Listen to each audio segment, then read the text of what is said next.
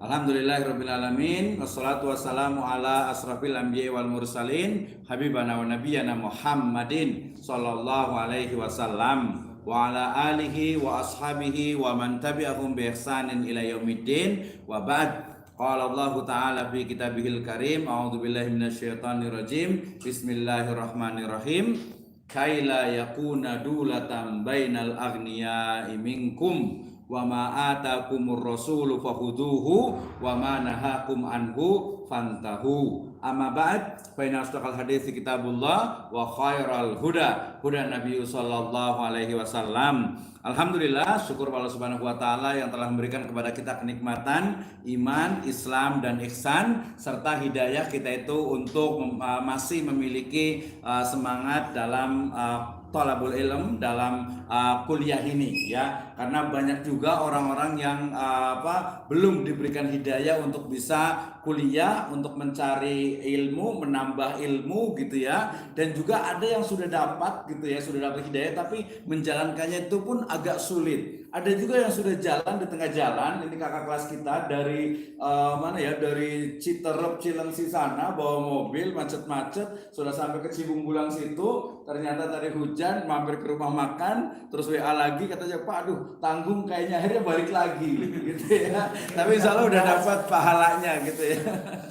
Kasihan sekali udah di situ di bawah Cibatok situ gitu ya. Ini luar biasa, tapi semangatnya kita hargai dan mudah-mudahan dapat pahala ya. Kemudian selawat dan salam sama-sama kita panjatkan kepada junjungan alam habibana wa nabiyyana Muhammadin sallallahu alaihi wasallam, kepada seluruh ahlul baitnya, para sahabatnya serta orang-orang yang senantiasa mengikuti jejak sunnahnya hingga akhir zaman. Baik, terima kasih atas kehadirannya, luar biasa sekali nih. Kayaknya kadang kekurangan saya itu biasanya tuh nggak hafal nama nih. Ya ingat Ustaz Pak Lukmanul Hakim, Pak Ujang hafal, ini Pak Malik kayaknya hafal juga. Yang ini belum kenal juga nih. Mitra karena Ustaz Mitra karena sering nanya sih jadi hafal juga. Ustaz Zia juga, terus ini siapa nih?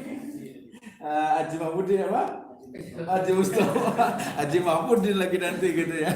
Ya terima kasih Haji, semangat tadi baru sampai juga ya, karena baru sampai jadi jangan sampai kita datang ke sini itu kurang ada manfaatnya. Nah, pada kesempatan siang hari ini kita akan diskusi terkait dengan core ya, satu bidang ilmu yang menjadi menjadi core atau menjadi inti dari keahlian kita di prodi Magister Ekonomi Syariah gitu ya.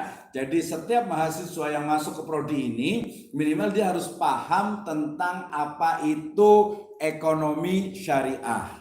Nah, sebagai perbandingan tadi saya sudah sharekan beberapa buku bahwa yang namanya ekonomi syariah itu adalah kajian baru atau studi baru yang kemudian bersumber dari ilmu ekonomi. Ya, bolehlah kalau agak sedikit kata-kata sentimen itu ilmu ekonomi ribawi. Ya, kalau ilmu ekonomi konvensional sebenarnya seperti kemarin kita katakan kurang tepat. Karena konvensional itu adalah convention, artinya kesepakatan. Berarti ilmu ekonomi yang disepakati gitu ya. Ya silakan kalau Anda sepakat, kalau saya tidak sepakat, berarti bukan konvensional gitu. Walaupun itu hanya secara bahasa. Sedangkan secara istilah, ekonomi konvensional itu adalah ya ilmu ekonomi selain ilmu ekonomi Islam. Tapi nanti lebih tepatnya itu adalah kapitalisme, kemudian nanti ada sosialisme, ada juga di negara kita ini ada ekonomi Pancasila. Sebelumnya pada zaman Soekarno itu ada ilmu ekonomi terpimpin. Ya seperti demokrasi terpimpin, atau nanti ada juga ekonomi kerakyatan. Nah, ketika bicara tentang ekonomi atau bicara tentang sosialisme, kapitalisme, sekarang ini sebenarnya umat Islam ini sebenarnya kalau menurut saya itu sangat lemah, terutama dari sisi ekonomi. Ya, orang itu sekarang tuh lagi rame-ramenya tentang bicara tentang e-commerce. Ya kan ya, ngomongin kripto mungkin agak kurang, metaverse agak kurang, tapi yang di masyarakat itu adalah e-commerce atau pasar digital. Ya, nah saya karena kemarin itu beli hanya tutup keran itu online. Saya kemarin terbaru itu beli yang buat keran itu ya, ternyata saya beli 6.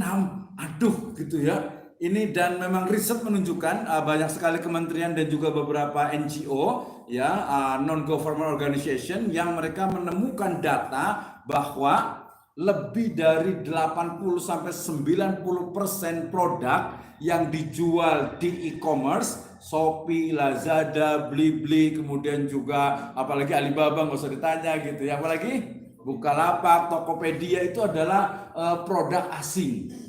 Ya dalam hal ini paling banyak itu adalah produk Cina gitu ya. Tapi bukan Cina dari sisi kesukuan kebangsaan benci, bukan ya, tapi ternyata ya ini adalah penjajahan yang lebih masif lagi terhadap ekonomi masyarakat gitu ya, di mana tadi 80 sampai 90% produk yang dijual itu adalah produk bukan dari lokal.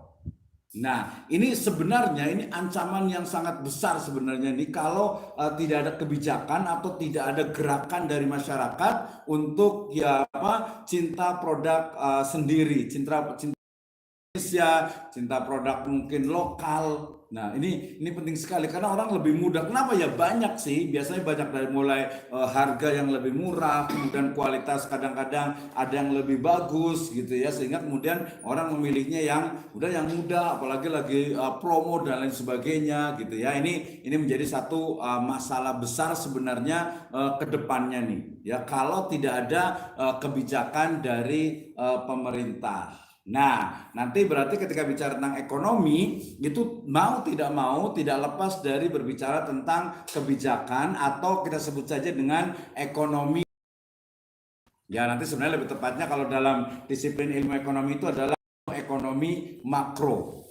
Ya, termasuk juga nanti dari sisi keuangan. Ya, dari sisi misalnya rupiah kita ini semakin menurun, atau mungkin barang-barang itu, benda-benda itu, kebutuhan pokok itu terus naik. Terakhir yang terbaru itu kan cabai gitu ya. Cabai kenapa bisa naik sih? Mahal banget gitu ya.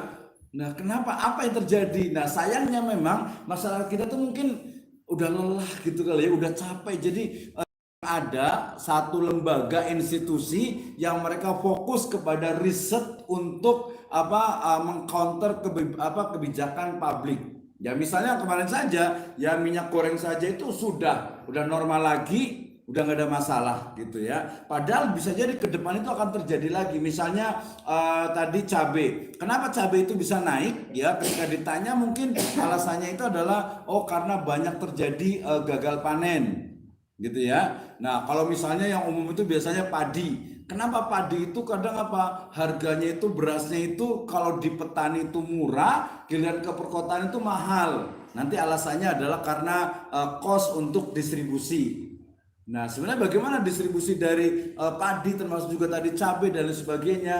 Wah, ini harus secara makro itu harus dilihat. Jadi nanti kalau memang sebenarnya sih kalau di prodi ini, terutama yang muda-muda, sebenarnya di prodi Magister Ekonomi Syariah itu salah satu dari outputnya ya, profesi yang akan di sana itu adalah sebagai disebut dengan konsultan ekonomi dan juga analis ya, dalam hal bagaimana kebijakan ekonomi di sebuah negara atau di masyarakat. Sehingga kita nggak bisa kemudian mengatakan karena mau lebaran nih barang-barang naik gitu ya. Karena mungkin memang betul melihat bahwasanya gagal panen, yang panen itu sedikit sehingga harga naik, belum tentu.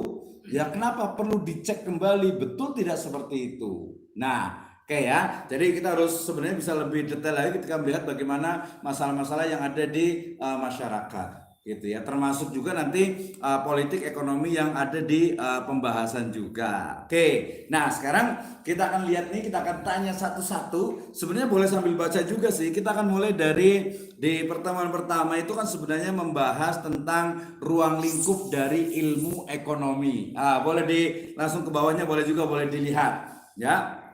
Nanti sebenarnya saya akan tanya satu-satu deh, cuma karena baru baca berarti jawabannya boleh bebas juga. Kalau Waalaikumsalam, silahkan yang baru ini, kasihan. Ya, kalau kemarin kan kita sudah belajar tentang definisi pengertian, ya. Artinya kesimpulannya yang saya bisa simpulkan adalah ya terjadi perbedaan perspektif terkait dengan makna dari ekonomi dan juga ilmu ekonomi.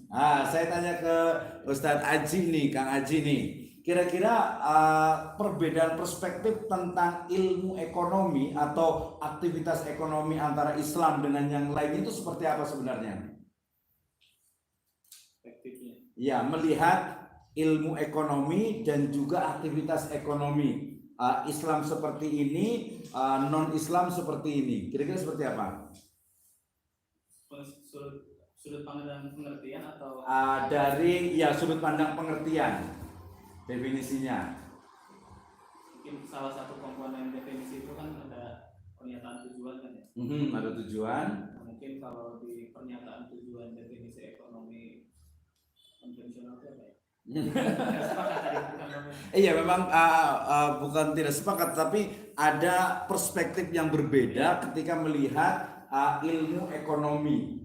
Ya itu kan tujuannya itu yang konvensional itu tujuannya adalah meningkatkan untuk mencapai kepuasan semaksimalnya dengan memanfaatkan sumber daya yang terbatas. Gitu kan? Betul. Sedangkan untuk ekonomi Islam bukan itu. Apa kira-kira kalau ekonomi Islam nih? Ya untuk mencapai falah. Dan definisi falah itu sendiri sangat berbeda dengan tujuan. Kalau kepuasan di ekonomi konvensional itu sifatnya itu subjektif. Kalau di ekonomi Islam itu objektif. Objektif. Bedanya objektif dengan subjektif, bedanya apa nih? Subjektif itu karena dasarnya itu adalah dasar kepuasan. Kalau subjektif itu artinya apa sih? Subjektif itu? Subjektif itu bukan berdasarkan analisis faktual gitu. Berdasarkan berarti subjek dari. Oke lah, cukup lah. Sekarang kita tanya Pak Ujang nih. Pak Ujang tadi menyebutkan, Pak Aji itu menyebutkan bahwasanya tujuan dari ekonomi syariah itu adalah falah gitu ya. Falah tidak hanya di dunia tapi juga di akhirat. Sebenarnya variabel atau standar falah itu seperti apa sih sebenarnya? Atau falah itu apa sih sebenarnya? Kalau kita selalu dipanggil kemarin hayya alal falah, silakan. Jadi mungkin kan yang namanya perspektif terutama non muslim itu kan hidup itu hanya satu. Hidup itu hanya satu, hanya di dunia saja. Oke, terus? Jadi kalau mereka tidak benar-benar memperoleh, pasti mereka rugi dua kali gitu ya. Oke, langsung tutup poin saja. Balik lagi ke pertanyaan. Kira-kira falah yang dipahami oleh Pak Ujang ini apa nih? Kemenangan yang sesungguhnya. Kemenangan kayaknya terlalu general. Selain kemenangan apa nih? Menang apa nih? Kayak menang bola jadinya gitu kan? Ya. Kemenangan apa nih? Maksudnya nih, yang namanya falah itu kan kebahagiaan. Kemenangan itu kebahagiaan. Kan? Kita banyak mendengar cerita, belum tentu orang yang hartanya sekian banyak, tapi hidupnya tenang. Ya banyak juga ya sakit, malah stroke gitu ya. Kan, Oke, berarti falah itu apa tadi? Falah adalah ya untuk kemenangan, untuk dalam rangka mencapai kebahagiaan. Kemenangan dalam saya kebahagiaan. Saya tanya ke Pak Malik nih sekarang. Mungkin lebih ke arah kuantitatif. Maksudnya kuantitatif itu adalah kalau orang saintifik itu kadang pengennya itu terstruktur atau pengennya itu betul-betul terkuantifikasi. Kemenangan itu apa sih variabelnya? Saya tanya ke Pak Malik. Kira-kira Ustaz Malik nih variabel atau unsur dari falah itu seperti apa sih sebenarnya yang di dunia dulu lah? Unsur falah di dunia ini apa nih yang bisa terukur? Yang di dunia itu yang pertama dari pasti harta ya. Harta, oke. Dari kesehatan, kesehatan, seberapa lama bisa bekerja, beribadah, kan suatu kebahagiaan juga. Oke. Terus dari harta dan juga sisi itu psikologisnya dia, psikologisnya juga. Psikologisnya juga ya. Iya. Mungkin kalau sekarang mental health issue gitu. Ya, oke. Terima kasih. Saya balik lagi sekarang ke Ustaz Ziaul Haq nih. Kira-kira tadi saya ulang lagi, sebenarnya udah benar jawabannya Pak Malik, cuman lebih apa ya? Yang lebih clear, lebih kelihatan variabel dalam falah fid dunya itu apa sih? Tadi saya mau tambahkan dengan coba jawabannya dengan teori dari ulama klasik Islam. Ulama Islam lah gitu. Atau pakai pikiran sendiri aja dulu deh. Yang namanya falah di dunia itu apa sih? Kayak gimana sih ukurannya? Tadi ada harta gitu ya. Terus apa lagi? Pribadi Ya nggak apa-apa lah, subjektif ini berarti ini baru subjektif gitu ya. Tapi kan subjektif juga nggak asal gitu kan. Pasti ada referensi sebelumnya karena ada pernah belajar. Oke, silakan. Oke, bermanfaat, soleh. Soleh itu nanti ada dua, kesolehan sosial. Oke, falah itu adalah kesolehan sosial. Bisa lah, tapi kayaknya masih di bawah 80 deh. Boleh dibantu sama Hana berarti ini. Kira-kira apa sih orang yang disebut falah itu apa sih sebenarnya? Falah itu terjemahannya apa, Pak Lukman? Kemenangan ya. Jadi kalau menurut saya falah itu dalam hal ini bahwa tercapainya tujuan, baik tujuan duniawi maupun tujuan akhirat. Luar biasa sekali ya. Terus Intinya ekonomi itu kan pemenuhan kebutuhan. Tujuannya adalah memenuhi kebutuhan. Ya. Makanya di teori ilmu ekonomi Yahudi itu dengan modal yang sekecil-kecilnya untuk mendapatkan keuntungan yang sebesar-besarnya. Keuntungan sebesar-besarnya itu kan tujuan. Ya. Tujuan. Nah, kalau di ekonomi Islam kita berbeda, ya, karena kita berdasarkan Al-Quran dengan Al-Hadis. Ya, tentunya di sini harus baik ya pemenuhan kebutuhan lahirnya juga harus pemenuhan kebutuhan batinnya. Oke, ya berarti tadi betul falah. Tadi ada yang bisa menerjemahkan yang bahasa Arabnya pintar siapa ya? Pak Mitra kali ya. Kalau di azan ini memang selalunya adalah hayya alal falah, itu selalunya adalah mari menuju kemenangan. Nah, kemenangan itu kan ya tadi cenderung kemenangan itu tidak ada unsur ekonominya. Walaupun tadi adalah terpenuhinya kebutuhan. Nah, justru lebih detail lagi, kebutuhan manusia itu, kalau dalam teorinya Al-Ghazali pernah dengar? Ustaz Mahfudin. Nah, teorinya Al-Ghazali tentang kebutuhan manusia itu ada berapa sih? Pernah belajar nggak? Hana boleh bantu? Kebutuhan manusia ada yang primer, sekunder, tersier. Bahasa Arabnya apa? Doruriyah, hajat, ya tahsiniyat. Nah, berarti sebenarnya tadi belum sampai kepada falah. Falah itu terjemahannya adalah kalau saya lebih melihat kepada kesejahteraan. Ya, dalam konteks perspektif ekonomi adalah kesejahteraan ya di dunia dan di akhirat. Sekarang berarti standar dari kesejahteraan itu adalah terpenuhinya kebutuhan ya primer atau doruriyah, kemudian hajiat sampai ada yang tahsiniyah.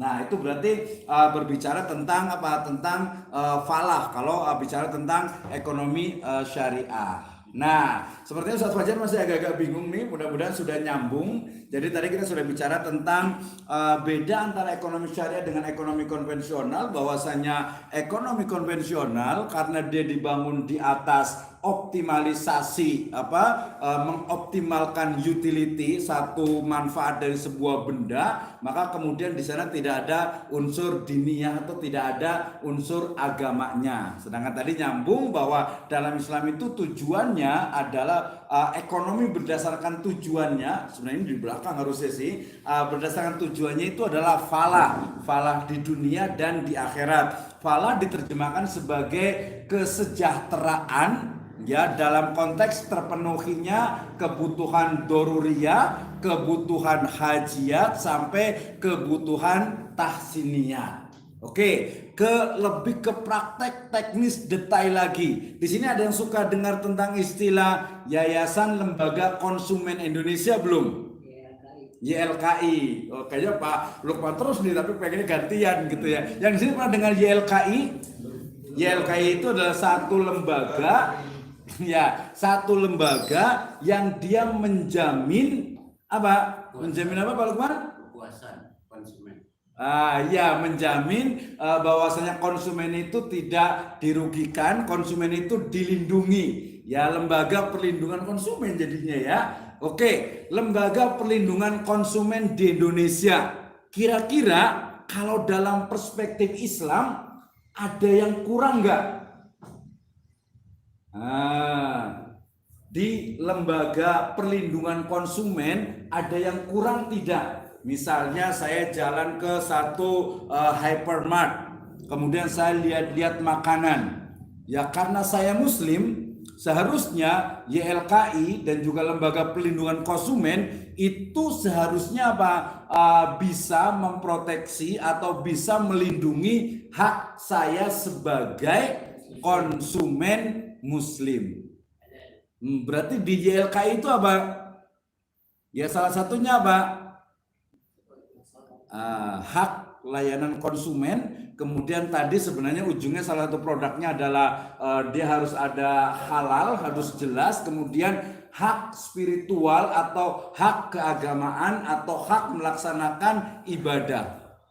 Jadi ketika bicara tentang YLKI jangan hanya bicara tentang produk itu dia tidak boleh expired, tidak boleh mengandung sesuatu yang bahaya, tidak boleh juga mengganggu kesehatan dan lain sebagainya. Tapi dia harus lembaga itu harus juga melindungi konsumen muslim. Nah, yang terbaru kemarin apa?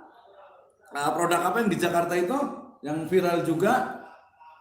Oh, yang ini apa? Babi Ambo gitu ya. Babi Ambo gitu. Jadi warung Padang rendang ya, rendang babi. Tapi ternyata sebenarnya kalau kita pergi ke Singapura itu udah biasa. Jadi kalau ke Singapura kemudian ada rumah makan Padang itu dilihat dulu ya. Ini rendang babi atau rendang sapi gitu ya. Kalau di Toraja masih mending, di Toraja ada tulisannya bakso babi gitu, udah jelas tuh gitu ya. Itu bagian dari pelindungan konsumen. Itu bahwa muslim berarti nggak boleh kesini gitu. Ada muslim friendly atau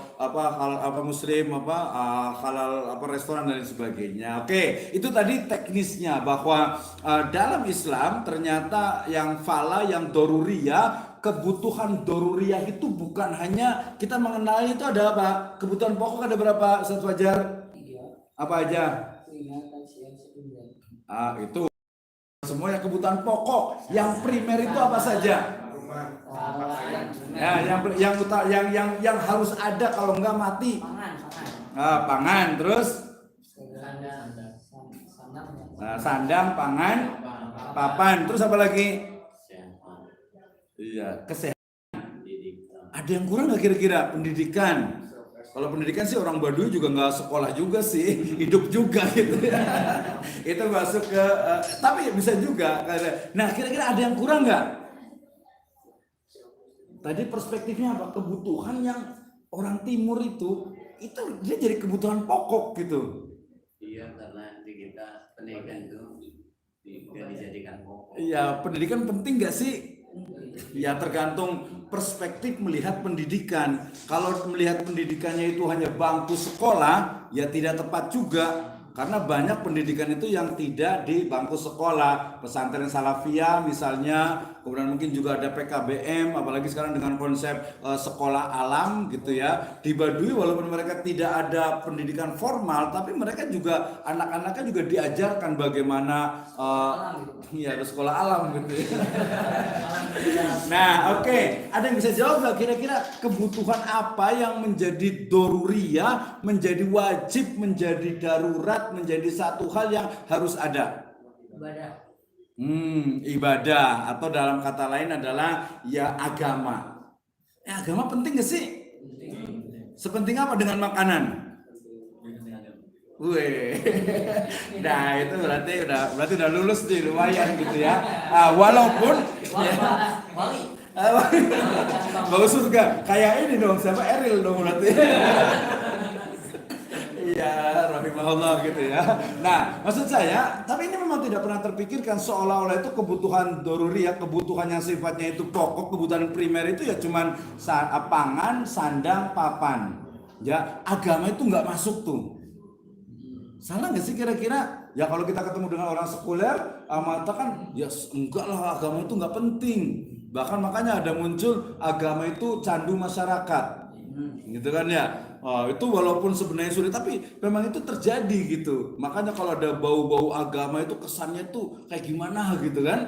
Dan iya benar, udah radikal gitu ya. Kemudian ininya seolah itu khilafah dan sebagainya. Itu udah biasa lah ya. Kalau itu bukan pokok Pak, kalau Agama bukan pokok. wajib. Oh gitu ya. Jadi lebih dari fardu gitu ya. Kalau makanan kan masih dibahas gitu Pak. Derajat hukumnya. Gitu. Makan ya silakan, enggak makannya silakan. Kalau enggak ya mati lah kalau makan. Dalam hukumnya. Tapi agama oke. Ya itu satu teori berbicara tentang doruriyah, hajiat, tahsiniyah. Tadi agama di sana sebenarnya termasuk sebenarnya juga pendidikan masuk juga sebenarnya itu, bahwa ruh sama dengan ruh itu membutuhkan agama, membutuhkan tarbiyah, sama dengan jasad membutuhkan makanan. Itu pun sebenarnya teori, dan ya kalau mau dibantah sih ya boleh saja, tapi harus dibuktikan. Oke ya, jadi perspektif yang berbeda tentang melihat aktivitas dari ekonomi itu sendiri. Ya bahkan kemarin masih ingat nggak tentang tadi kalau Ustaz Haji mengatakan bahwasanya ekonomi konvensional itu adalah ekonomi yang mengoptimalkan ya satu manfaat atau memaksimalkan sumber daya alam yang terbatas. Nah kemarin kayak yang belum masuk siapa ya, Fajar atau Pak Lukman nih? Pak Lukman udah ini belum yang pernyataan setuju nggak kalau sumber daya alam itu terbatas atau tidak terbatas? Sumber daya alam terbatas atau tidak terbatas? Terbatas. Keinginan manusia yang tidak terbatas. Nah, iya benar betul ya. Sumber daya alam itu tidak terbatas. Ada yang mau membantah nggak? Ini coba gantian. Sumber daya alam terbatas atau tidak terbatas? Terbatas. Oh, berarti nggak bantah berarti. Ada setuju nggak yang tidak terbatas? Ustaz Mitra, sumber daya alam di dunia, di semesta ini terbatas tidak sih? Sumber daya alam tahu sesuatu yang akan memenuhi kebutuhan manusia, hewan dan tumbuhan itu terbatas nggak sih? Secara relatif terbatas, tetapi secara hakikatnya tidak terbatas. Kenapa tidak terbatas? Relatif itu apa sih? Relatif itu kondisionalnya itu. Kondisionalnya. Di waktu, tempat. Contohnya di Arab Saudi, gitu kan. Air terbatas. Kalau tempat lain masih banyak. Gitu. Tapi kan bukannya di Saudi ada air Zam-Zam yang banyak. Oke lah, pindah ke tempat lain. Di Afrika gitu ya. Kondisional betul. Terus? Itu secara Relatifnya. Berarti dia regional ya, berarti ya, secara mungkin spesifik tertentu gitu ya. Terus secara ini tidak terbatas kenapa? Tidak terbatas karena memang pertama dari Al-Quran juga tidak terbatas. Apa tuh?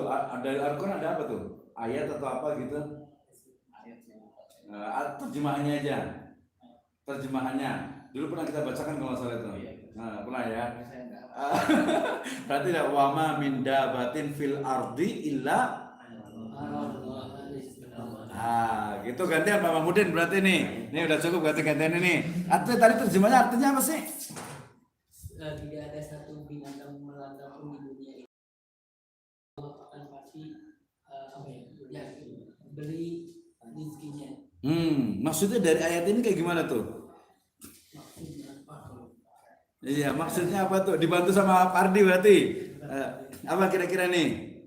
Jadi wama min dabatin fil ardi, dan tidak binatang melata di bumi atau di muka bumi ini illa Allah, kecuali di sisi Allah itu rizkinya. Berarti maksudnya apa nih? Ya semuanya kan sudah diatur rezekinya semuanya. Sudah ditentukan rizkinya, terus baik itu dari manusianya ataupun dari alamnya. Jadi tadi menyatu kepada sumber daya alam itu tidak terbatas. Tidak terbatas. Oke, kita ganti lagi ke Pak Fajar dengan Pak ini Lukman nih. Kira-kira apakah tetap terbatas atau tidak terbatas sumber daya alam? Sumber daya alam Aha. kalau untuk ini mah terbatas. Kenapa terbatasnya? Kenapa? Ini masih kekeh nih. Iya, iya kalau itu kan secara berkah. Barokah kan, malam saya pencari barokah. Pencari berkat itu Pak. Oh, lain barokah sama berkat. Saya mau pencari berkat bukan berkat. Mencari Ya, berkat. jadi kan Mungkin kemampuannya aja Pak yang ya, terbatas. untuk sumber daya alam ya pasti terbatas. Kenapa terbatas? Ya karena Allah menciptakan dunia dan seisinya udah ini gitu. Ya, minyak bumi kalau ditambang terus habis gitu contoh ya. Contoh persediaan minyak bumi pasti habis. Tapi kan ya minyak bumi itu bukan satu rizki, ada yang lainnya. Ya kan ini konsepnya dari alam bukan rezeki. Kalau itu yang dinamakan rezeki ya tadi Rizki. Iya, itu konsepnya rezeki. Rezeki. Tapi bukan sumber daya alam. Untuk sumber daya alam tetap terbatas. Untuk masalah tadi rezeki ya itu tidak terbatas. Jadi beda konsep. Ada hubungan nggak? Ada korelasi nggak antara rizki manusia, hewan, tumbuhan dengan sumber daya alam? Sumber daya alam hanya wasilah. Fasilitas, iya bentuk, fasilitas ataupun bentuk. Tapi iya kalau untuk rezeki itu macam-macam gitu. Misalnya apa rezeki? Rezeki kesehatan rezeki. Rezeki. Bertemu dengan orang soleh rezeki. Ya udah Pak Lukman gantian. Kira-kira gimana tentang terbatas tidak terbatas? Ya, ya. Sepakat terbatas, terbatas karena kan di dalam ayat Al-Quran yang tadi rezeki kita ini di Lauhul Mahfuz sudah ditetapkan. Betul, sudah ditetapkan. Sudah ditetapkan si A, si B-nya. Artinya itu ada hal yang dibatasi. Ya, misalkan rezeki saya mungkin berbeda dengan rezeki Kang Fajar. Iya, betul, Nah, betul. Itu kan ada keterbatasan. Ya, jadi jadi sumber daya alam ini terbatas.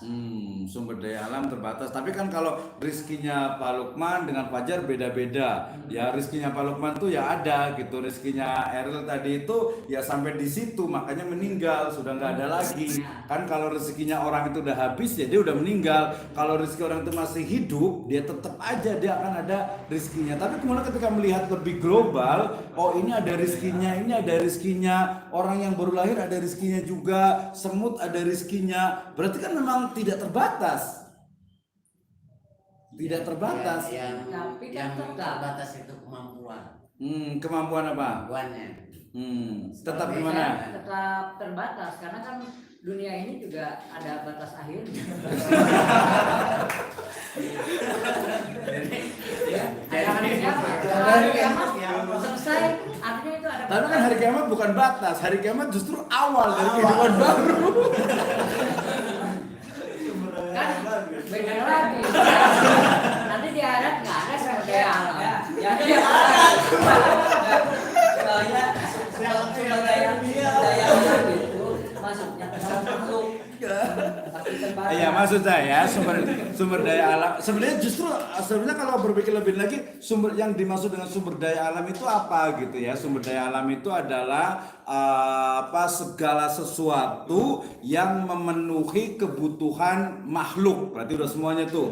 Nah, berarti kalau dalam konsep akidah Islam seharusnya, ulang lagi, sumber daya alam itu adalah segala sesuatu di semesta ini untuk memenuhi kebutuhan makhluk. Lalu,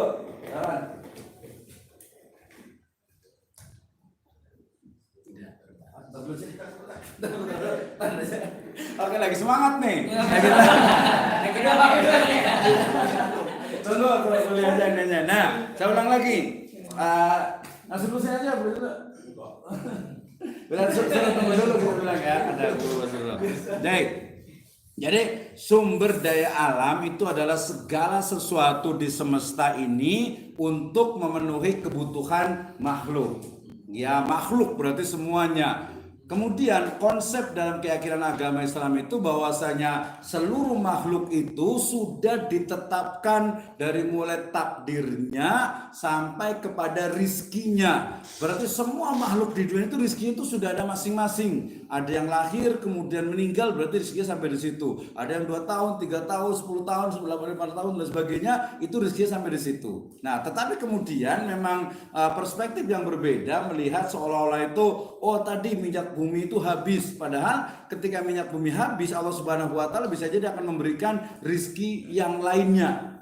Misalnya nih, mungkin kalau yang contoh ini adalah di gurun itu yang tidak ada sumber daya alam, kok tiba-tiba kemudian ditemukan minyak bumi bahkan paling banyak, gitu kan ya. Terus kita khawatir nih, kira-kira kalau mamanya minyak bumi itu sudah habis, kita pakai apa lagi? BBM. Listrik. Pakai listriknya udah habis, pakai apa lagi nih? Kayu bakar. Nah, kayu bakar hutannya udah habis. Cahaya. Pakai apa lagi nih? Gitu ya. Kalau habis semua ya udah kiamat berarti udah nggak ada lagi. Kalau manusia itu sudah nggak ada rezekinya habis berarti sudah ada. Ini sebenarnya terkait dengan perspektif karena nanti seolah-olah itu tadi dari awal ilmu ekonomi itu memang menihilkan atau meniadakan adanya Tuhan atau Allah Subhanahu wa taala gitu ya, sehingga kemudian ya mereka akan berlomba-lomba untuk melakukan optimalisasi dari sumber daya alam yang terbatas kepada atau untuk memenuhi sumber atau keinginan manusia yang tidak terbatas. Ya kemarin kita udah ngomong juga tuh kebutuhan kebutuhan manusia itu tidak terbatas, pengen ini lagi, tapi kalau udah mati ya udah habis gitu ya. Makan juga wajar, makannya berapa piring nih? Satu piring. Kalau piring padang 3. Piring padang 3. Kalau mama dikasih 5 habis nggak? Insya Allah habis kalau setahun. Ya udah kalau sekarang dikasih 10. Hah? Kalau dikasih 10 Sehari. iya langsung nih sekarang dikasih 10 piring. Oh enggak.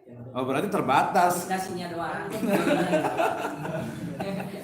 Ya tapi itu agak sedikit ini agak kurang ilmiah lah sebenarnya gitu ya. Oke, balik lagi ke materi kita sebenarnya terkait dengan ruang lingkup ilmu ekonomi. Ya, jadi kalau tadi sudah ekonomi perspektifnya kita sebut dengan Islam, dengan selain Islam itu berbeda. Kenapa? Karena ilmu ekonomi yang kita sebut saja di luar Islam itu adalah mengoptimalkan sumber daya alam yang terbatas untuk keinginan manusia yang tidak terbatas. Kalau ekonomi syariah kira-kira apa nih? Hana kayaknya belum ngomong dari tadi deh. Kira-kira kayak gimana nih rumusannya? Berarti nanti melahirkan satu teori. Kira-kira apa nih? Ekonomi non-Islam dia menyebutkan bahwasanya ilmu ekonomi adalah mengoptimalkan sumber daya alam yang terbatas untuk keinginan manusia yang tidak terbatas. Kalau ekonomi syariah kira-kira apa nih? Memanfaatkan sumber daya alam, tetapi tidak terlepas dari maslahatan. Oh ada kemaslahatannya gitu ya. Oke terima kasih. Saja kira-kira ada nggak teori tentang untuk mengcounter tentang tadi yang saya sebutkan di teori di ilmu ekonomi? Oh belum ya, itu berarti dingin-dingin lagi dicari ya. Yang lain ada yang mau komentar nggak? Misalnya Kalau di Islam lebih menekankan bukan tujuan justru. bukan tujuan tapi apa nih? Justru yang lebih tekan itu prosesnya. Prosesnya. Dalam mencapai itu. Hmm. Mereka kan tidak memikirkan A, B, C. Justru kalau kita kan memikirkan etika, segala macamnya halal haram. Betul. Perspektif Islam itu bedanya di situ. Hmm. Tujuannya kan sama. Ya betul. Tapi justru dalam mencapai kesejahteraan itu, jadi memiliki batasan-batasan. Ada norma ya, ada etika. Itu bedanya hanya itu. Oke, berarti kurang lebihnya kalau ekonomi syariat atau ekonomi Islam itu adalah ya kita sebut saja mengoptimalkan anugerah dari Allah Subhanahu wa taala di semesta yang tidak terbatas untuk memenuhi kebutuhan manusia dalam rangka beribadah kepada Allah Subhanahu wa taala menuju falah fid dunya wal akhirah. Ya lah itu dari saya lah kurang lebihnya. Fajar ada tambahan nggak nih? Ada tambahan nggak? Ya. menuju tadi misalnya memburu berkah. Gitu. Kira-kira Berarti membatasi keinginan manusia. ya membatasi atau lebih tepatnya memanage sih, mengatur. Iya, jadi yang memanage ya. Kalau membatasi, intinya ada batasan-batasan. Kalau di agama Betul. kita babi haram, kan? Terus makanan yang memang secara jatuhnya haram tidak boleh. Terus innallaha la yuhibbul musrifin juga. Tidak boleh boros gitu ya. Ini tidak boleh berlebihan juga. Gitu. Oke, dalam kajian-kajian di Western, di Barat itu, ya, Barat itu walaupun sekarang Islamnya itu maju gitu ya, Amerika, USA, ya Amerika, USA kemudian, ya kemudian juga di UK, gitu ya, UK dengan British sama gitu ya, Australia juga, mereka cenderung kepada Islam yang lebih rasionalis. Ya, tetapi kalau kita belajar di kajian misalnya pada masanya Daulah Abbasiyah, apalagi nanti ke Umayyah yang ada di Andalusia, mereka itu sangat rasionalis sekali. Tetapi memang kalau kita pahami dari perspektif maqasidus syariah juga sebenarnya dekat juga. Sebenarnya tadi terkait dengan larangan dalam Islam. Dulu pernah kita bahas tuh. Ya, perintah dan larangan dalam Islam itu untuk Allah Subhanahu wa taala atau untuk manusia? Misalnya kita sholat itu untuk siapa sih? Ya untuk manusia berarti gitu ya. Kalau ada tadi misalnya tadi sahabat mengatakan babi itu diharamkan, itu untuk siapa sih sebenarnya? Untuk manusia ya. Ada yang pernah baca nggak kitab-kitab klasik berbicara tentang itu? Bahwasanya baik itu ibadah, kemudian juga perintah ataupun larangan yang ditentukan oleh syariah sejatinya itu bukan untuk Allah Subhanahu wa taala, tetapi untuk apa? Bahasanya untuk apa? Untuk apa? Untuk siapa? Ya, untuk kemaslahatan manusia.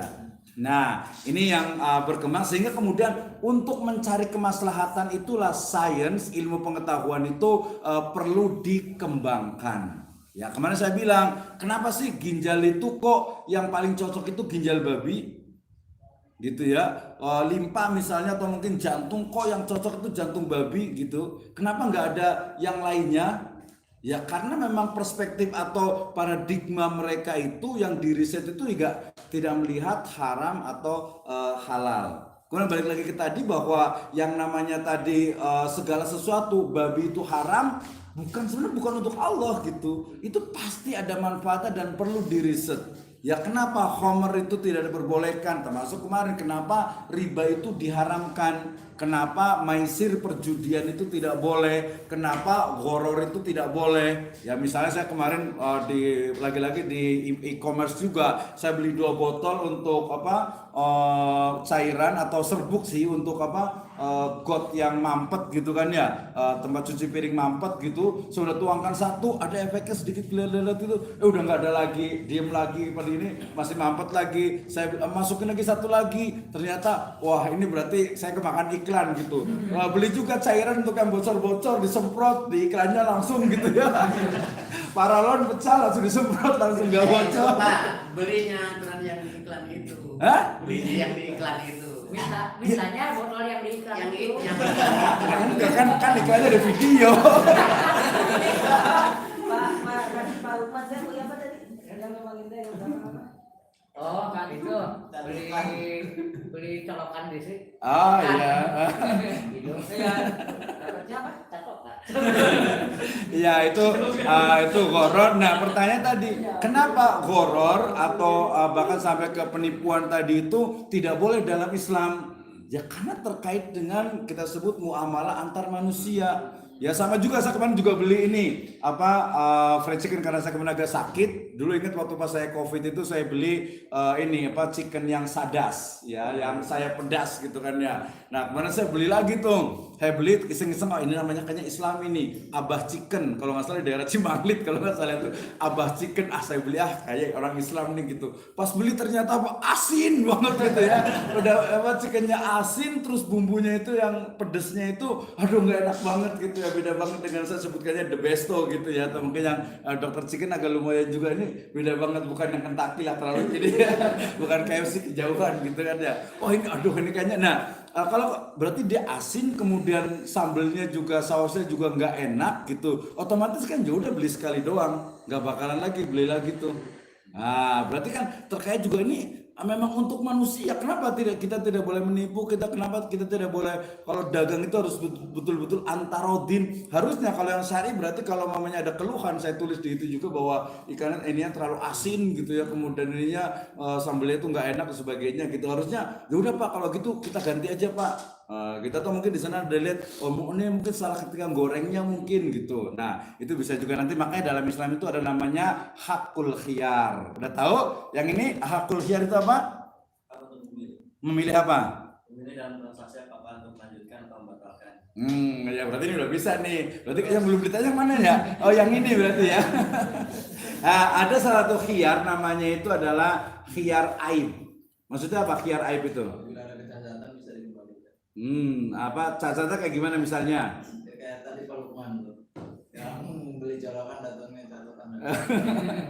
Nah berarti memang yang salah itu bukan kita sebenarnya, yang salah itu adalah memang penjualnya, kemudian juga mereka memang bukan Islam ya, termasuk kalau kita itu ada GoPay, ada Shopee, ada Lazada, itu mereka memang bukan Islam gitu ya, bukan Islam, sehingga kemudian ya mereka nggak berpikir tentang yang penting laku dan lain sebagainya. Bahkan yang saya lihat itu pas yang saya beli laptop datangnya itu apa namanya tang gitu kan ya sama obeng gitu kan ya, bahasa PC notebook gitu ya. Kemudian saya lihat lagi ini kan keren ya, apa namanya yang apa ya Lenovo Yoga atau apa, ini bohong nih. Pokoknya kalau ada tulisan sponsor di Facebook atau di Instagram itu jangan percaya deh gitu ya, apalagi harganya tuh dipepet-pepetin gitu dia tuh biar susah bacanya, itu jangan percaya sebaiknya gitu ya. Di Shopee sama Lazada juga kalau ada tulisannya sponsor itu juga lihat-lihat juga gitu ini, karena itu memang ya kita nggak salahkan, kitanya aja yang harus cerdas gitu, kita yang harus pintar. Termasuk juga tadi balik lagi di e-commerce itu kebanyakan ya memang ini banyak horornya. Saya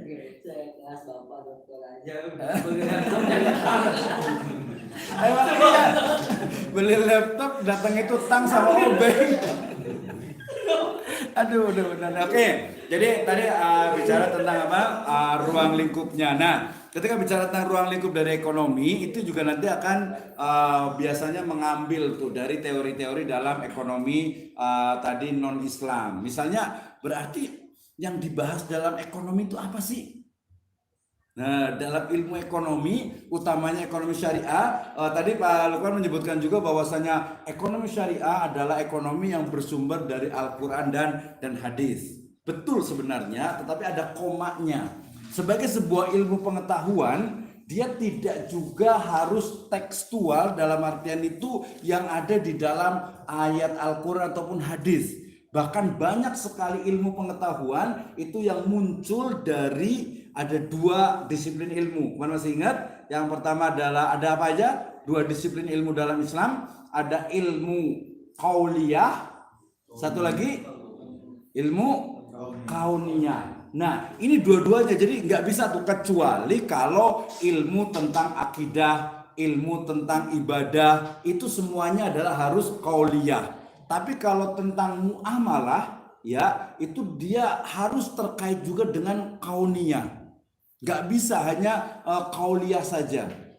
Ya bisa dikatakan bukan gak bisa, tapi dia akan lebih sempurna ketika diimbangi dengan kauniyah. Terutama juga nanti dari sistem ekonomi. Ya kalau mau mencari ini ayat tentang apa CPO misalnya gitu ya, tentang pengelolaan kelapa sawit gitu ya, tentang utang, ini gimana nih? Nggak ada nih di Al-Quran, nggak ada di hadis, nggak ada. Ya kita ngambil kalau kita sebagai ilmuwan, kemarin masih ingat cara untuk mendapatkan ilmu Ustaz Fajar pakai apa? Kemarin cara untuk mendapatkan ilmu itu dengan apa? bisa dengan belajar, Terus? bisa dengan meneliti, bisa dengan bertanya. Ya berarti meneliti atau risetnya itu berarti udah lulus juga nih. Jangan hanya cara mendapatkan ilmu bagaimana dengan belajar gitu, bener gitu, tapi bukan cara mendapatkan ilmu adalah dengan meneliti dalam artian itu mengamati. Ya mengamati semesta kita peduli gitu ya. kira-kira nih kalau umpamanya suatu masyarakat kemudian mereka itu misalnya kuat dari sisi misalnya mistisnya misalnya, nah ada efeknya tidak nih? Ya, ada efeknya tidak terhadap kehidupannya, ya, terhadap misalnya bisnisnya, gitu ya. Nah ini ada tidak, atau mungkin memang keyakinan itu akan terus berubah seperti itu ya. Balik lagi ke ya sebelum lanjut ada yang mau bertanya nggak? Sebelum ngalor ngidul lagi nih, masih jam berapa sekarang? Saya belum, masih 10 menit lagi nih, baru 50 menit nih. Oke, ada yang mau nanya nggak sebelum ini tentang tadi ruang lingkup ilmu ekonomi ya, nanti juga jadi kenapa di ilmu ekonomi itu selalunya dia memang tidak ada kaitan dengan agama. Nah ini yang kita coba masukkan. Oke, ruang lingkup ekonomi itu berarti di sana. Nah tadi Pak Lukman mengatakan saya sampai kepada ilmu ekonomi dan juga semua jenis ilmu lainnya bukan hanya sifatnya qauliyah, bukan hanya teks dari Al-Quran dan hadis, tetapi juga kauniyah, ya, mengamati, mengeksplorasi, bahkan sampai kepada eksperimen. Ya, menguji ini benar nggak nih, ya diuji nanti dalam riset true experiment gitu ya. Ini penting, ini di Al-Qurannya nggak ada, di hadisnya nggak ada, gimana ya. Eksperimen itu bagian dari ilmu juga, karena itu adalah ilmu kauniyah ya. Kemudian yang kedua terkait juga dengan ilmu juga, di sana itu ada apa yang disebut dengan bagaimana ilmu itu ya, dia tuh harus betul-betul bisa dipertanggungjawabkan. Nah ya, ini yang paling penting nih dalam ruang lingkup nanti dari ilmu ekonomi. Ya jadi juga bukan hanya ini, kadang kita terjebaknya kalau kajian-kajian termasuk juga di Indonesia biasa banyak dikritik oleh orang luar terutama, ini selalunya berbicara itu tentang fikih, tentang halal, tentang haram gitu ya. Nah itu sebenarnya udah bener sih, udah bagus gitu, udah bagus. Tapi kemudian ada kajian yang lebih bukan lebih berkualitas sih, tapi kajian yang lebih extend gitu ya, yang lebih luas lagi, bukan hanya terbatas hanya halal haram saja. Misalnya GoPay haram misalnya, ya sudah sampai ke haram, akhirnya tidak ada kajian berikutnya. Ya tidak ada studi tuh, berarti untuk mengganti GoPay ini seperti apa? Nah, gitu kan ya. Nah, kemarin kita sudah sampai kepada apa? Ijaro mausufa fi zimmah, IMFZ. Nah, Pak Ujang pernah dengar IMFZ? Belum, Pak. Yang masih ingat kemarin siapa? IMFZ, Ijaro mausufa fi zimmah. Nah, sebenarnya masih ingat IMFZ? Bukan semacam bisnis di properti ya, misalkan bagaimana dia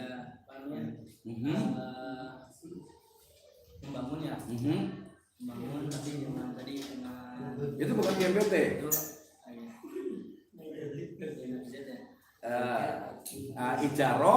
Ijaro mausuf fi zimmah. Yang belum ditanya yang mana sih? Yang ini kayaknya nih ya. Apa coba sih IMFZ? kalau kemarin kalau nggak salah seperti kita di hotel. Terus? Ya ijaro, kalau IMBT kalau properti, ijaro muntahiyah bitamlik, sewa yang diakhiri dengan kepemilikan. Kalau ijaro mausufah fi zimmah, sewa dengan penggunaan barang sewaan itu nanti ditunda. Ya bisa sewa mobil tapi nanti minggu depan kita udah bayar duluan. Ya sewa hotel udah bayar duluan nanti bulan depan. Nah seperti itu ya. Itu tadi salah satu solusi dari gimana nih GoPay-nya itu di fatwa DSN MUI ya, fatwa DSN MUI. Nah tadi kalau ngomongin MUI juga kemarin terkait dengan harus baca buku tentang tidak syariahnya bank syariah untuk sebagai pembanding bahwa ya kalau di buku itu mengatakan bahwasanya anggota-anggota DSN yang notabene mereka itu mengeluarkan dan membuat fatwa itu sebagian besar itu adalah DPS di lembaga keuangan syariah sehingga mungkin ada semacam bias ya, sehingga kemudian memudahkan yaudah ini bisa yaudah pakai IMFZ, kemudian ini bisa pakai MMQ musyarakah mutanakisah gitu. Jadi dicari-cari, plus juga memang dari beberapa seperti Malaysia juga dia lebih tadi saya katakan lebih bebas memang, kemudian juga di beberapa standar di Amerika juga, di British juga, di UK juga banyak. Nah kalau Pakistan itu termasuknya agak ketat kalau Pakistan ya. Kalau Pakistan gimana dari sisi ekonominya nih? Mereka lebih mainstream atau lebih ketat atau lebih seperti apa? Lebih banyak pembahasan. Lebih banyak ya. Latar belakangnya pedagang. Iya betul. Jadi untuk hal-hal berkaitan sama ekonomi, mereka banyak yang Pilihannya banyak gitu ya. Jadi bahkan sudah memang tidak terikat lagi dengan madhab gitu ya. Nggak, artinya dari sisi dari sisi peluasan dalam praktek ekonomi itu kalau Pakistan tuh lebih cenderung lebih strict, lebih tegas, lebih ketat atau lebih bebas? kayaknya hampir mirip-mirip sih sama di Indonesia. Ya sama juga gitu ya. Gitu ya, kayak sekarang Saudi juga sudah mulai berubah juga sekarang gitu ya. Cina udah kesana. Udah pengaruh globalnya. Mungkin dulu mungkin iya.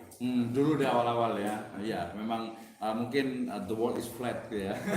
Udah berubah semuanya. Oke, balik lagi ke ruang lingkup ilmu ekonomi. Jadi kalau ilmu ekonomi itu tadi berbicara tentang bagaimana mengoptimalkan sumber daya alam yang terbatas, kemudian biasanya nanti ruang lingkupnya adalah produksi, distribusi dengan konsumsi. Maka tadi dalam Islam itu juga bukan hanya etika saja, tapi juga peningkatan termasuk juga sekarang berkembang namanya finance technology yang fintech syariah itu juga berkembang. Misalnya kemarin saya ketemu dengan mahasiswa juga udah lulus belajar di Alami.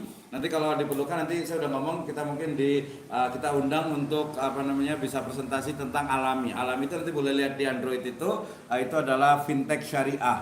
Jadi saya sebagai pengelola, Ustaz Lukman punya uang nih misalnya 10 juta. Oke, kemudian saya akan mencari misalnya Ustadz Mitra yang punya usaha misalnya buat baju gitu ya. Maka kemudian nanti Pak Mitra, Ustadz Mitra akan ditemukan dengan Pak Lukman. Kemudian nanti ditemukannya itu dalam bentuk virtual. Kemudian nanti Pak Lukman otomatis sebagai sohibul mal, kemudian Ustadz Mitra sebagai mudorib gitu. Kemudian nanti akan dibagi keuntungannya, dan biasanya saya sebagai pengelola itu ada mendapatkan fee, kadang-kadang juga tidak sama sekali. Itu namanya peer to peer lending fintech syariah gitu ya. Ada Alami ya, kemudian juga termasuk tadi yang kemarin saya bilang tuh di pintu di Bibit itu juga ada yang syariahnya dan banyak yang lainnya di fintech yang syariah ya. Ini di Malaysia, di beberapa negara maju itu memang sudah menjadi tren. Jadi udah sekarang itu ya, kalau zaman dulu terus nyangkul gitu ya, harus bawa kebun dan lain sebagainya. Sekarang itu kita punya uang, cuman saya juga bilang saya belum yakin banget gitu ya, belum yakin banget gitu tentang investasi di situ aman nggak? Oh aman Pak, karena kita dilindungi juga oleh OJK dan lain sebagainya. Tapi mungkin karena saya agak generasi lahir tahun 80-an gitu ya, mungkin yang 90-20 mungkin harusnya bisa berkembang gitu ya. Kalau Pak Malik punya investasi di fintech itu pernah coba? Belum ya. Kalau pernah investasi di mana tuh? Di emas aja ya, karena lebih aman juga dan emasnya dipegang gitu ya. Mau dimahal Pak persiapan Mas. Iya, nanti kan sekilo 2 kilo. Kalau yang lain ada yang punya investasi? Pak Sadasi ada punya investasi? Belum ya, berarti harus dari sekarang gitu, minimal ya punya tabungan lah di bank syariah gitu ya. Misalnya kalau yang bank tadi yang saya bilang tuh bank digital syariah itu ada Bank Aladin Syariah gitu ya, dan juga ekspansinya juga cukup bagus juga gitu ya. Cuma nanti dilihat. Tapi kalau kayak deposito atau apa sih, saya lebih cenderung cari yang betul-betul yang lebih dekat ke syariah lah gitu ya. Ya misalnya kalau rekomendasi saya mungkin ya bank muamalah gitu agak lebih ini gitu ya. Kalau mamanya yang lainnya nanti lihat sebenarnya dari struktur ini, sebenarnya struktur pemodalnya sebenarnya itu. Jadi modalnya sebagai contoh tadi ada Bank Aladin Syariah itu kan yang punya yang kemarin yang beli itu yang borong itu adalah grupnya Alfamart gitu. Jadi Alfamart udah retailnya udah banyak, keuntungannya udah masuknya ke bank syariah, udah kita itu kayaknya betul-betul habis itu. Jadi Indonesia itu betul-betul habis itu. Mungkin kriptonya sama digital money itu diambil semuanya, emasnya juga disimpan di Singapura juga gitu ya. Udah kita nanti nggak tahu tinggal apa nih ini.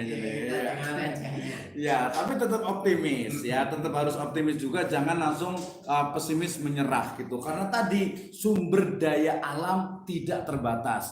Mungkin nanti minyak bumi itu udah habis, gak apa-apa, kita masih punya listrik habis mungkin nanti pakai hidrogen, mungkin pakai BBM-nya itu adalah pakai air, bisa jadi mungkin pakai udara, mungkin pakai nuklir, mungkin pakai apa. Itu tadi yang disebut dengan tidak akan pernah habis. Selama masih ada manusia, rezeki Allah itu akan selalu ada. Tadi saya mau ngomong juga ada sedikit kesan nyebutnya dengan istilah black campaign ya, terkait dengan ada SDGs, ada lagi perlindungan misalnya hutan, kemudian nanti ada juga yang sampai adopsi orang utan gitu ya. Ada kan ya program WWF atau apa itu adopsi orang hutan, melindungi hutan dan lain sebagainya. Intinya kita jangan, kalau bahasa Jawa itu jangan gumunan. Kalau bahasa Sunda katanya jangan kita tuh melihat orang luar, kemajuan orang itu kita bilang wow, kita bilang terpukau. Nah, bahasa Sunda apa Ujang?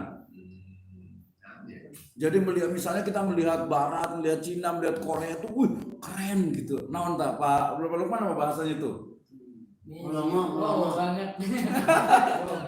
Kalau bahasa Jawa itu luar biasa. Bukan, ojo gumunan. Ojo gumunan itu jangan mudah silau, jangan mudah terpukau oleh kemajuan orang lain.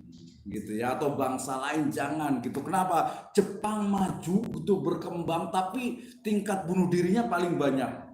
Korea, ini biasanya mungkin nanti kalau ada istri-istrinya mungkin yang suka Korea gitu, ada satu temen itu Korea yang artisnya itu cantik-cantik, ganteng-ganteng itu ternyata mereka tuh yang paling banyak stres. Iya, apalagi kalau yang iya kan. Nah, ya dan lain sebagainya. Jadi jangan mudah terpukau, jangan ini gitu ya.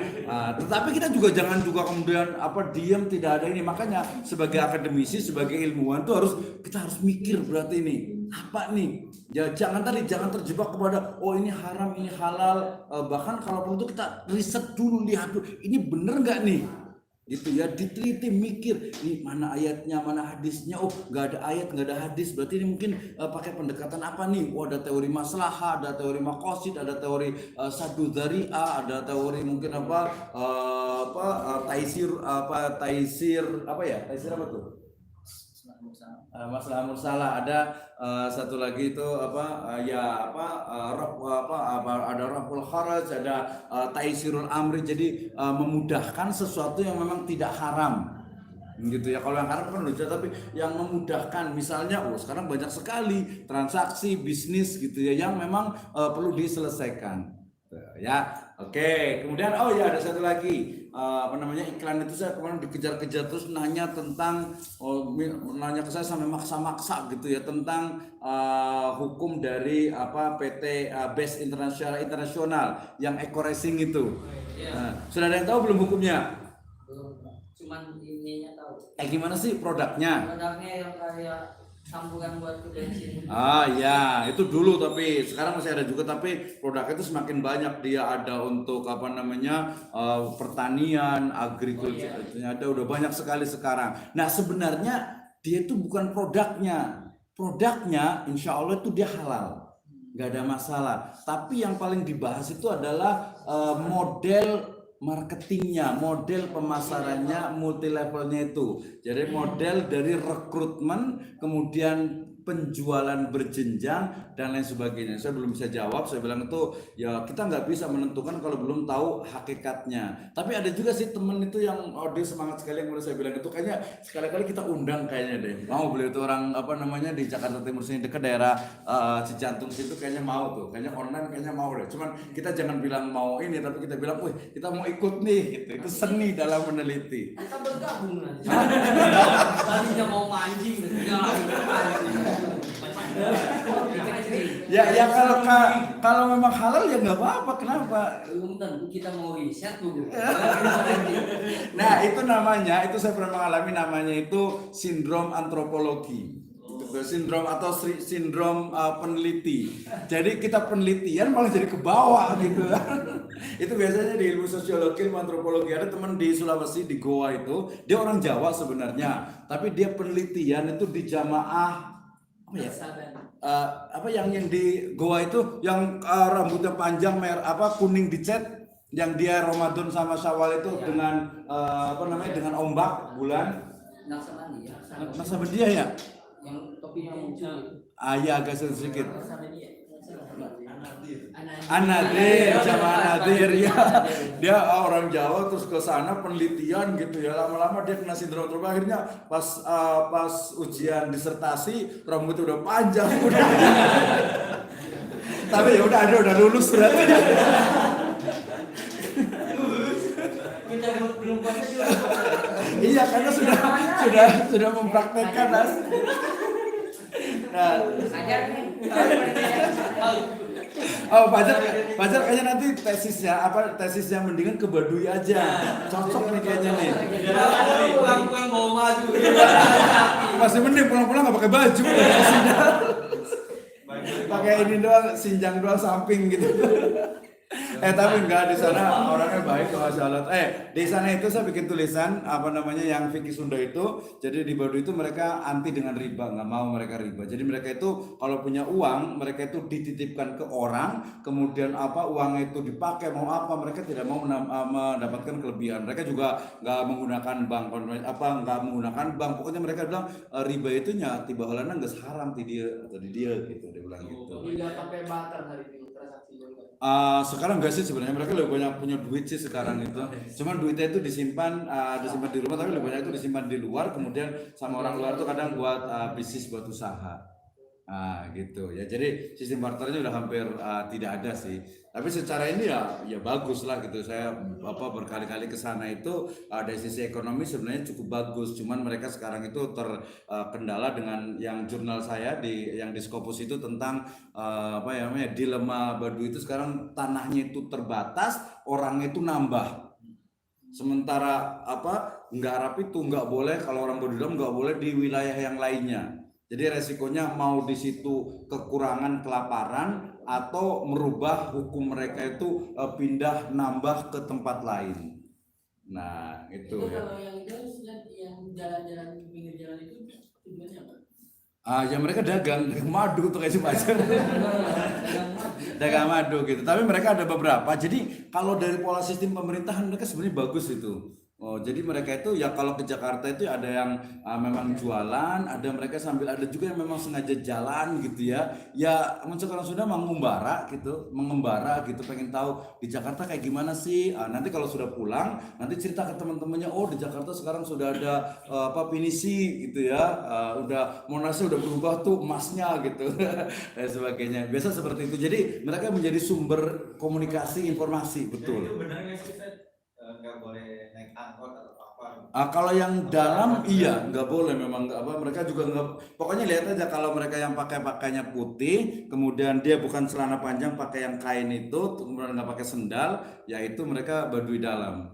Mereka sebenarnya jujur gitu ya, jual madu itu juga sebenarnya jujur. Cuman yang nggak jujur itu sebenarnya orang yang nitipin madu dia, gitu. Jadi nggak semuanya madu itu hasil dia gitu. Jadi ada madu yang mungkin masih muda gitu, madu yang belum matang, belum ini dia jual bilangnya itu asli. Ya memang asli, cuman dia bukan dari dia. Jadi ada orang lain yang memasok ke dia gitu.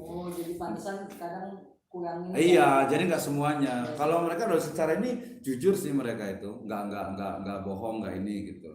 Jadi nggak tercampur lah gitu. Paling kalau yang di luar biasanya itu kadang yang kalau dia udah pakai celana walaupun pendek, kemudian biasa pakai warna biru gitu ya, apalagi megang HP, itu agak susah dipercaya. agak susah dipercaya gitu ya. Nanti kalau kita sekali-kali ke sana juga boleh. Kita masih punya jaringan di sana, punya teman banyak gitu. Nginep juga gratis juga di sana. Oke. Sebelum ke Brunei ya. Iya, ke Thailand dulu gitu. Yang kajian ekonomi syariah terhadap orang Baduy. Iya, betul.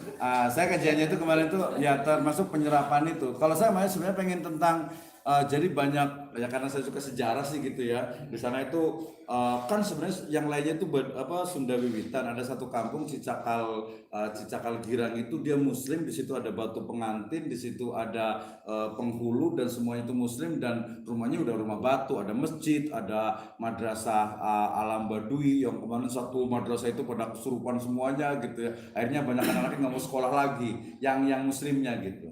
Menarik ininya. Secara ekonomi syariahnya juga sebenarnya cukup bagus juga, cuman udah banyak ya perubahan itu banyak yang terjadi gitu.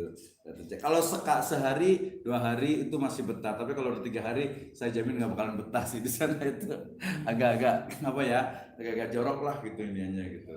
Karena kan kita lagi mandi kan sembunyi-sembunyi di ini gitu, tiba-tiba ada orang sebur gitu langsung ini nggak pakai baju langsung nyebur mandi gitu, aduh kan agak nggak enak gitu ininya tuh. Lagi mandi diem-diem di sebelah sana lagi ngambang gitu kan. Oh, udah biasa itu. Kita mau dicibung pulang ya. Sekali kita. Cocok gitu. Kalau Baduy Oke, kayak jadi rekor juga itu kayaknya tuh ya. Baik, nanti tolong dibaca lagi yang di ininya. Jadi banyak banget ya.